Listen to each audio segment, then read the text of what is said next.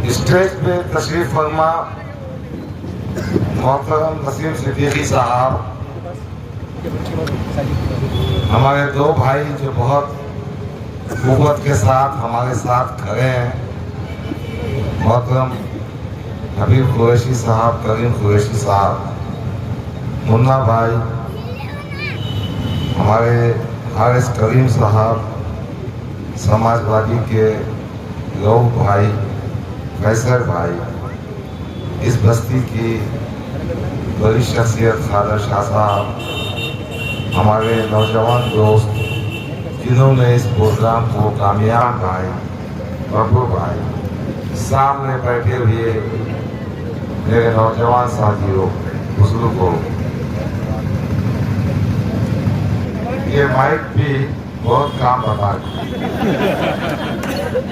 मालूम नहीं क्या बात है, जैसा हमारे मुखालिफिन भी ऐसी ही कुछ बातें करते हैं। देखिए यहाँ पर स्टेज सजा था, सियासत में सियासी बातें होना चाहिए, मगर जिस शख्सियत ने जो बातें की है उससे उनकी हैसियत का अंदाजा होता है। मोहतरम असदुद्दीन अवैसी साहब ने कहा कि डॉक्टर गफ्फार कादरी ने 2014 में पैसों के लेन देन की बात की। आज 2024 में उनको याद आया कि गफ्फार कादरी इतना खराब आदमी है जो सियासत में लेन देन की बात करता है। मेरा सिर्फ एक ही कहना है, असद साहब, आप तो देश की क़ियादत करने निकले हैं, आप तो उम्मत मुस्लिमा के अपने आप को नेता कहते हैं, फिर क्यों झक मारने के गफ्फार कादरी को 10 साल पार्टी में रखा?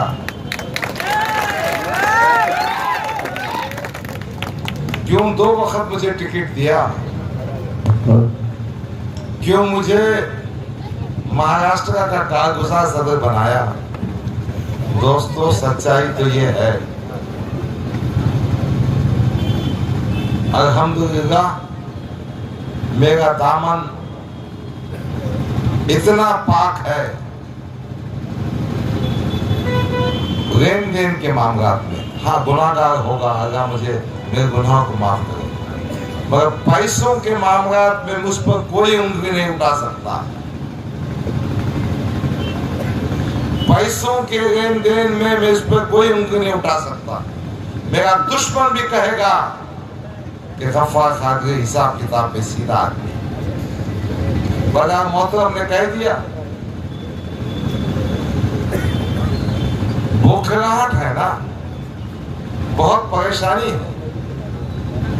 सवाल का जवाब ये देना चाहिए था, क्या गफ्फार कादरी का इस हल्के असेंबली में उम्मीदवार बनने का हक था या नहीं था? क्या गफ्फार कादरी पे आपने नाइंसाफी की या नहीं की? मैंने खत लिखा था उनको, खत बड़ा तफसीली था। उस खत में मैंने लिखा था कि मोहतरम सदर साहब, मेरी उम्र 66 साल हो चुकी है, शायद ये इलेक्शन मेरी जिंदगी का आखिरी इलेक्शन होगा। सदर साहब ने उस वक्त तो कोई जवाब नहीं दिया, मगर परसों 2 दिन पहले यहाँ की स्टेज से कह गए थे कि उम्र 70 साल की हो गई है, अल्लाह करिए। मिस्टर असदुद्दीन अवैसी,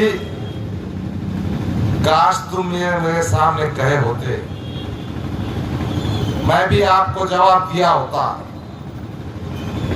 मेरा मानना है एक मोमिन जो अल्लाह को मानता है, अल्लाह का बंदा है, वो पैदा होने से लेके मरते दम तक अपना काम अंजाम देता।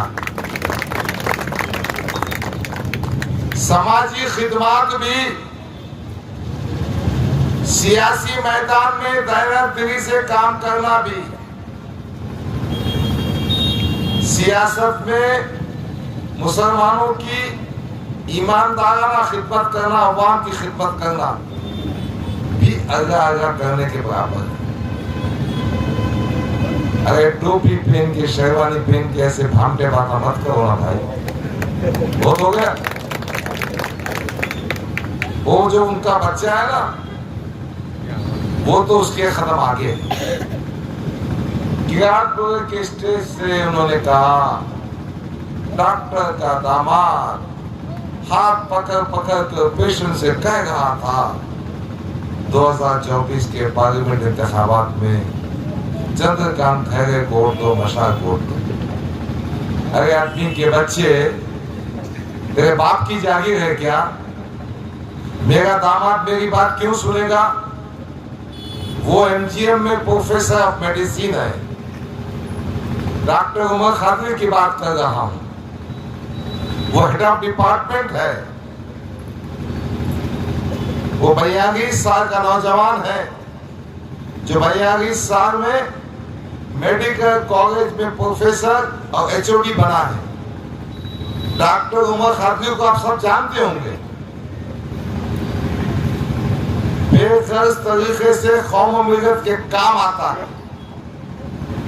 और इम्तियाज जलील, अगर तेरी याददाश्त कमजोर होगी तो वो याद दिलाना चाहता हूं, जब ताज विमानता होटल में बैठे थे, मैंने असद साहब से कहा था इसकी हरकतें तो ऐसी है कि मैं मेरे दामाद को कन्विंस नहीं कर सकता, स्टेज पे क्या भाषण दूं मैं।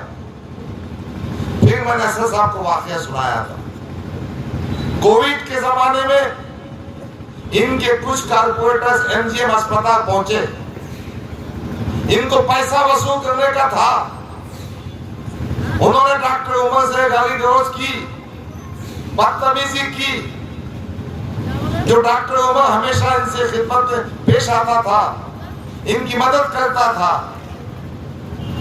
मेरे दामाद ने मुझको फोन किया, मेरे दामाद ने मुझसे कहा कि अंकल ये लोग ऐसी हरकतें कर रहे हैं।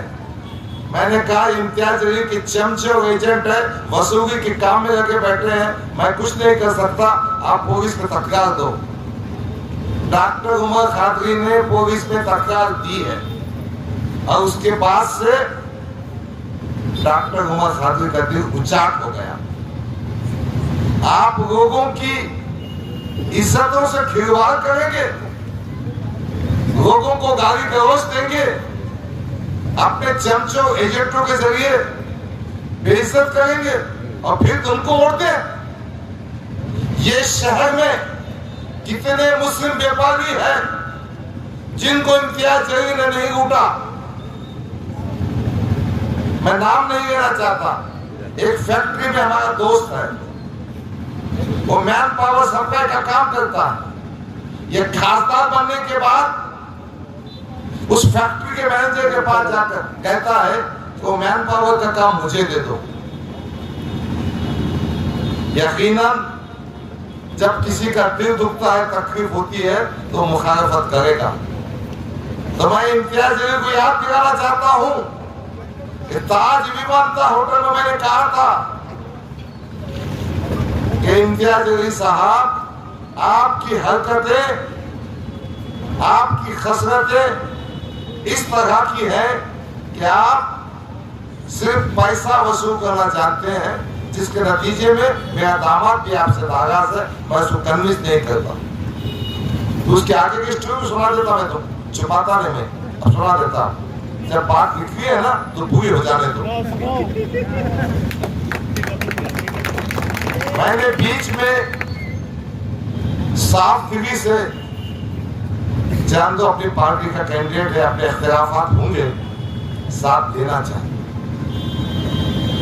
मैंने इनके साथ वैजापुर का दौरा किया। वैजापुर के दौरे में जब मैंने भाषण किया बाबरी मस्जिद की, मैंने बात किया मुस्लिम बस्तरगाह की, मुस्लिम ने बात किया CAA की, लोगों ने खुश भी हुए। जैसे कन्नौज पहुंचे हम, तो इम्तियाज अली ने कहा आहिस्ता से मेरे कान में, डॉक्टर साहब बाबरी मस्जिद, नारे तकबीर, पसनगा की बात मत कीजिए, अपने को हिंदू वोट नहीं मिलेंगे, अपन आदर्श के लोगों को पटा ले, ये बात नहीं करना चाहिए। अरे मिस्टर इम्तियाज अली, दोगलापन बनकर फिर उसके बाद मैंने तय किया था कि क्या करना चाहिए, कि इनका साथ देना चाहिए कि नहीं देना चाहिए। और मैंने एक खत लिखा था सदर नबी साहब को कि इम्तियाज अली की हरकतें इस काबिल नहीं कि मेरा दिल गवारा नहीं करता कि मैं पार्लियामेंट में इंतखाबात में साथ दूं। मेरे बहुत सारे साथी थे। फिर एक मीटिंग हुई, वो मीटिंग में इम्तियाज अली साहब आए। मैंने मेरे दामाद को समझाने के लिए मकान भी गया, तो मेरे दामाद ने कहा मैं नहीं आऊँगा। फिर मैंने मेरी बेटी को फ़ोन किया, बेटी माँ क्या पका, मैं खाना खाने के बाद घर को आता हूँ, जवार की रोटी खाता हूँ मैं शौक से। बेटी ने कहा अब्बा जी जवार की रोटी खाने आओ। मैंने खाना खाया। मैंने मेरे दामाद से कहा डॉक्टर उमर खादरी से, इम्तियाज अली घर पे आ रहा है, जान देंगे, अपन किस्सा ख़त्म कर देंगे। मेरे दामाद ने कहा नहीं, मैं उसे माफ़ नहीं करूँगा। मैंने ऐसे ऐसे केसेस में फीस कम की है, ऐसे ऐसे वक्त में मकान जाकर देखा है। मैंने उनके फ़ोन करने पर, कारपोरेटर्स के बोलने पर बहुत सारी मदद की है। और एक किस्सा भी सुना दिया उसने।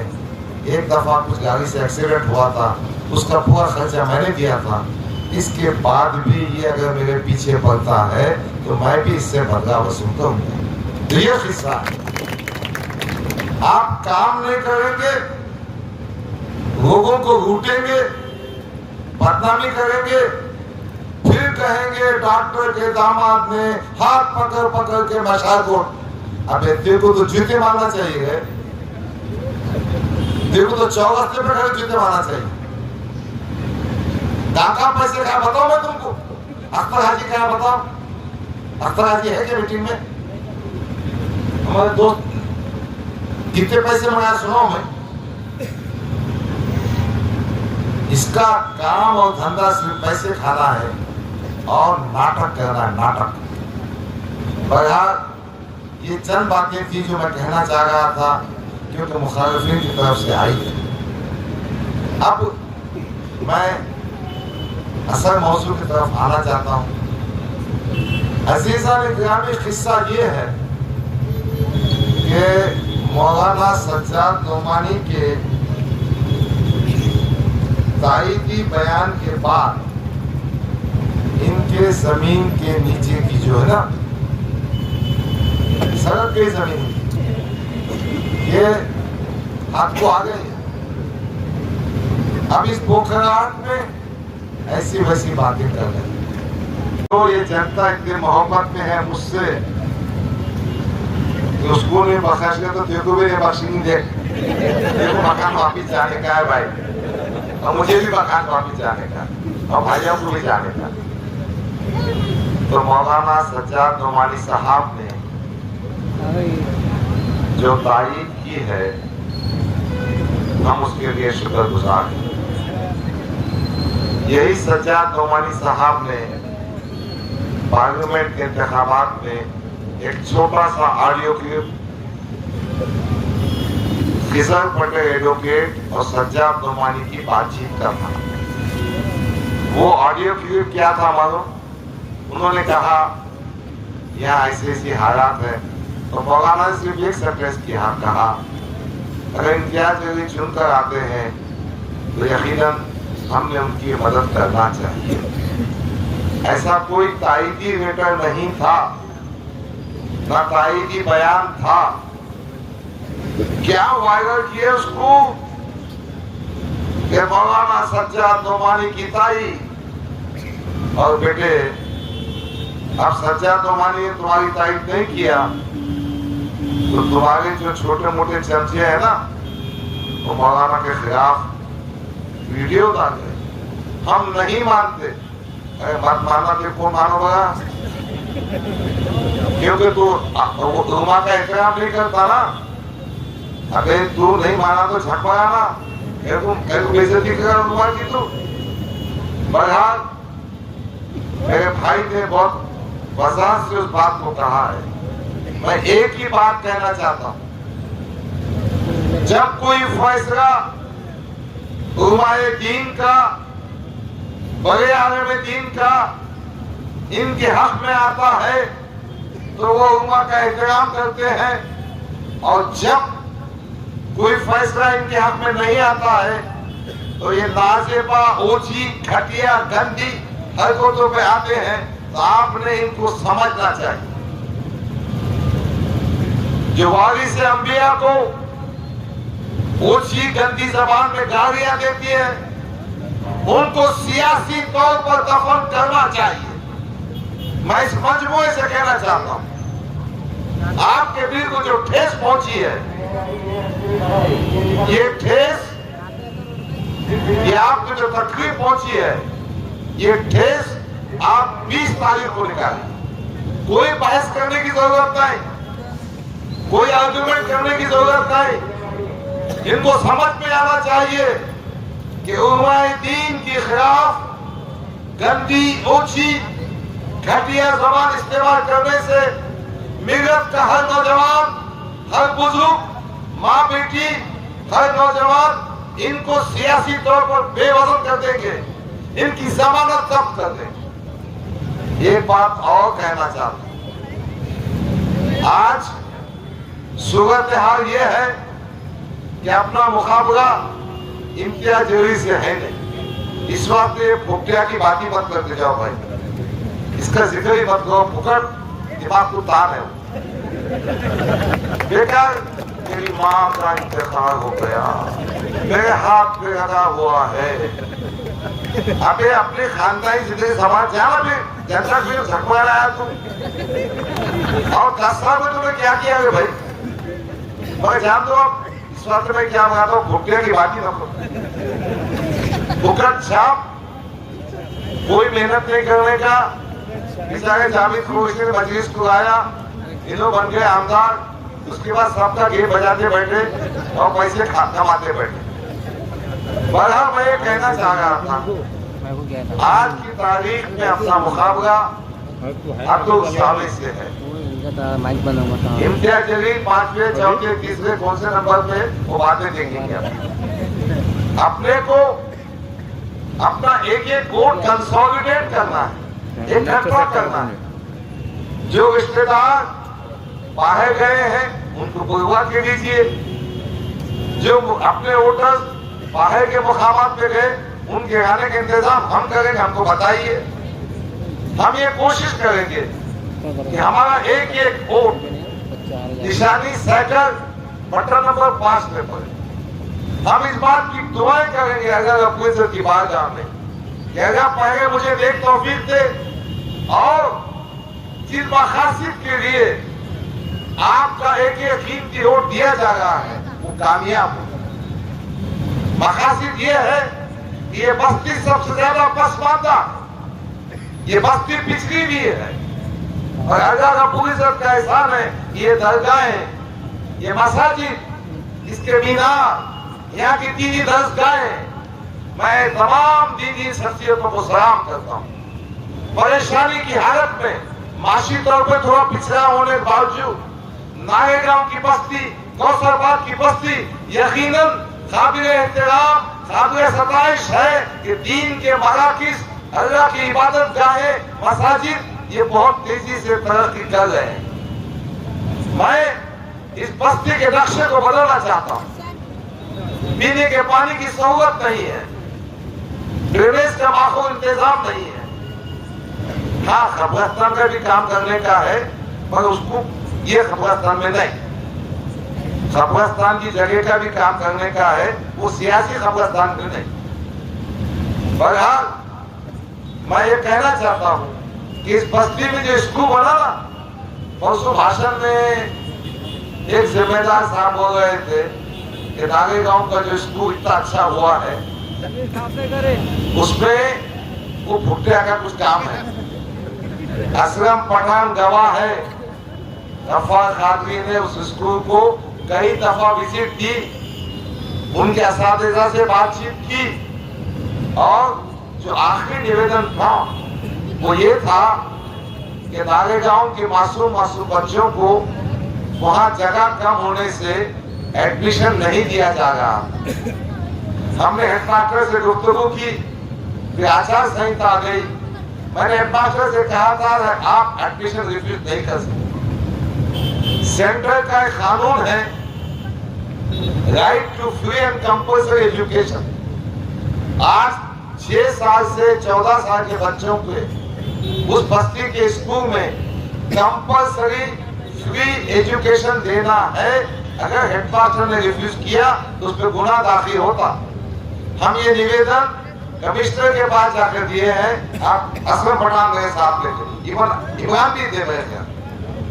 तो बहरहाल मेरी ख्वाहिश है, मेरी कोशिश रहेगी, मैं आपसे वादा करता हूं कि आपका ये जो स्कूल है ये अपग्रेडेशन हो जाए, ताकि तमाम बच्चों को तालीम का मेयार बहुत अच्छा है, तमाम बच्चों को एडमिशन मिल सके। मैंने अस्पताल को विजिट की, अस्पताल को अपग्रेड करना पड़ेगा। ये जो नारेगांव का अस्पताल है, ऐसे कितने 2 या 3 वक्त गए वक्त हो गया ना, क्यों पैसा बोला तुम? गौर करने की बात नहीं जी, 2 मिनट क्या है, कोई मसला नहीं है, मैं बात कर खत्म करता हूँ मैं तो बात।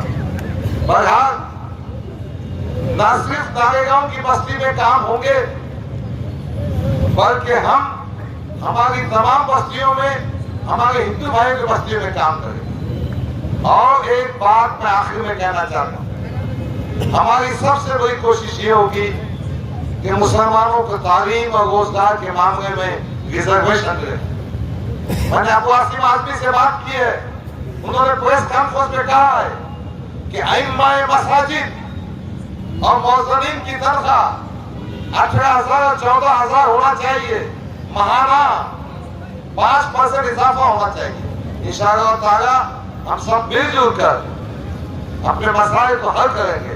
बस आपसे गुजारिश है कि इनकी बकवास, बेहुदा, गलत बातों में ना आइए। लोगों के बातचीत जो हो रही है उस पर कोई तवज्जो मत कीजिए।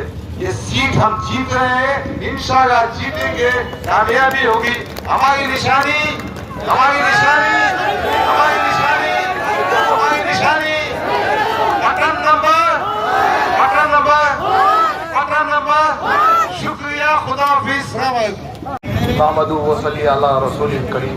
अम्मा बाद, स्टेज पर तशरीफ फरमा अर्दिल अजीज समाजवादी के उम्मीदवार जनाब डॉक्टर गफ्फार कादरी साहब, करीम कुरैशी साहब, हबीब कुरैशी साहब, नारेगांव की जानी मानी शख्सियत असलम पठान, और मेरे नारेगांव के दोस्तों साथियों, अस्सलाम वालेकुम। आप सभी जानते हैं कि ये इंतखाबी जलसा है और इंतखाबात के अंदर जो होता है वो एक राजनीतिक तौर पे होता है, मगर सामने वाली पार्टियां इतनी बौखलाहट का शिकार हो चुकी है। जब से मौलाना सज्जाद नोमानी साहब ने, मैं शुक्रिया अदा करता हूं उनका तहे दिल से कि उन्होंने जनाब डॉक्टर गफ्फार कादरी साहब को अपना समर्थन डिक्लेयर किया, मगर सामने वाली पार्टियां जो है, खास तौर से जो मुस्लिम क़यादत का रोना रोती है, ऐसी पार्टियां आज सज्जाद नोमानी साहब के समर्थन के बाद बौखला गई है। और खास तौर से मैं उन लोगों को कहना चाहता हूं, सुन लो चमचो, जो चमचागिरी करते हैं रात दिन। ये उलमा इकराम अंबिया के वारिस है। ये उलमा इकराम की तुम बेइज्जती कर रहे हो सोशल मीडिया पे आके। क्या चमचागिरी है ये? कैसी चमचागिरी? अरे तुम इलेक्शन को क्या अपना मुस्तकबिल समझ बैठे हो? ये चमचागिरी के चक्कर में क्या तुम अपनी आखिरत को बिगाड़ रहे हो? अपनी आखिरत खुदा के वास्ते मत बिगाड़ो। अब औरंगाबाद शहर में एक ही नाम चलने वाला है और एक ही निशान चलने वाला है। उलमा इकराम का हम बिल्कुल इरादा को एहतराम करते हैं। उलमा इकराम ने जो हमें हिदायत दी, हम उस पर अमल करने वाले हैं। और उलमा इकराम ने और सज्जाद नोमानी साहब ने जो हमें हुक्म दिया है, हम उस पर अमल करने वाले हैं। और वो हुक्म यह है कि डॉक्टर गफ्फार कादरी साहब को 20 तारीख के दिन भारी अक्सरियत में वोट देना है और 23 तारीख के दिन हमें उनको असेंबली में भेजना है। आज हो ये रहा है कि कोई भी उठ जाता है और कुछ भी कह देता है। जैसा कि आपने देखा होगा गुज़िश्ता दिनों वो 1.5 फुट का उठ गया, नीतीश राणे कहने लगा कि हम मस्जिदों में घुस के मारेंगे। उसके बाद कहने लगा अगर हमारी सरकार आ गई तो मस्जिदों के भोंगे निकाल देंगे। मैं उसे एक बात कहना चाहता हूं कि नीतीश राणे, हम तो बहुत दूर की बात है, बड़े नौजवान, ये जो छोटे छोटे बच्चे हैं ना, ये छोटे छोटे बच्चे ही तेरे लिए काफी है। आएगा तो तू 2 पैरों पे, मगर ये छोटे छोटे बच्चे कांधे पे भेजने की ताकत रखते हैं। आज हो ये रहा है कि हमारे खिलाफ में सारी पार्टियां एक तरफ हो चुकी। डॉक्टर गफ्फार कादरी साहब को जब देखा, उनका जो पब्लिक में, उनका जो अवाम में मोहब्बत और उनकी मोहब्बतों को जब देख रहे हैं ये लोग, तो सारी पार्टियां एक हो चुकी। और हर मंच पे, चाहे वो बीजेपी का मंच हो, चाहे वो एमआईएम का मंच हो, या चाहे वो कांग्रेस का मंच हो, हर मंच पे सिर्फ किसी की बुराई की जा रही है तो वो हमारे कैंडिडेट की। ऐसा क्यों हो रहा है? आप समझिए मकबूलियत को, क्योंकि बीजेपी को भी डर है तो सिर्फ एक ही उम्मीदवार से, डॉक्टर गफ्फार कादरी साहब से। सिर्फ बीजेपी को डर डॉक्टर गफ्फार कादरी साहब से है। देखिए 20 तारीख के दिन एक ही काम होना चाहिए, एक ही काम, हवा में पतंग नहीं उड़नी चाहिए। वो हवा में उड़ने वाली पतंग हमको नहीं होना, कीचड़ में खिलने वाला फूल भी नहीं होना। जो जमीन पे चले वही साइकिल चाहिए। क्या चाहिए? जमीन पे चलने वाली साइकिल ही हमें चाहिए। 20 तारीख के दिन एक ही नाम, एक ही निशान, डॉक्टर गफ्फार कादरी और साइकिल का निशान। आप लोग जाइए, फजर की नमाज पढ़ के आप जाइए और भारी अक्सरियत से हमारे उम्मीदवार डॉक्टर गफ्फार कादरी को साहब को चुन के दीजिए। देखिए आज ये हो रहा है कि बीजेपी वाले कुछ भी कह दे रहे हैं, जैसा कहा उन्होंने, कटोगे तो कटोगे। मैं एक बात कहूंगा, ना बटेंगे ना कटेंगे। पिछले 10 सालों से डॉक्टर साहब के साथ थे, हैं और रहेंगे। आज हम डॉक्टर साहब के साथ ये अज़्म लेते हैं कि इंशाअल्लाह ताला डॉक्टर साहब आप 23 तारीख को असेंबली में जा रहे हैं और डॉक्टर साहब जाके सबसे पहले नारेगांव के अवाम का मसला उठाइए। यहाँ के तंग रस्ते, यहाँ के जो नालों में पानी जो ओवरफ्लो हो जाता है उसका मसला उठाएंगे इंशाअल्लाह ताला। नलों में पानी नहीं आ रहा उसका मसला उठाएंगे इंशाअल्लाह ताला। मैं आखिर में एक शेर के साथ आपसे रुखसत दूंगा। दिशाएं बहुत है, हवाएं बहुत है, दिशाएं बहुत है, हवाएं बहुत है। ये एक चिराग आंधियों में जल रहा है, क्योंकि डॉक्टर साहब आपके साथ दुआएं बहुत है। खुदा हाफिज, जय समाजवाद, जय।